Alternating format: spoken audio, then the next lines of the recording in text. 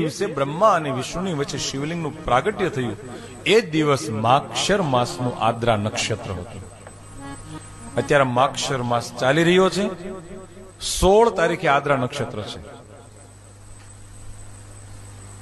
અને બરાબર આપણે પહોંચીશું અને 16 તારીખે ઘરે આવીશું ને આદ્રા નક્ષત્ર શરૂ થશે.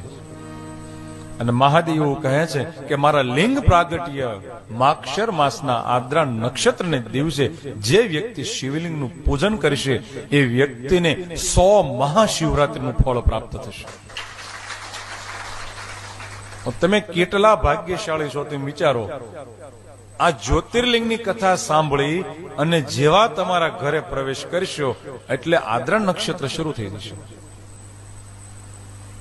આદ્રા નક્ષત્રની શરૂઆત 16, 12, 24 વહેલી સવારના 2 કલાક ને 20 મિનિટે શરૂ થાય છે.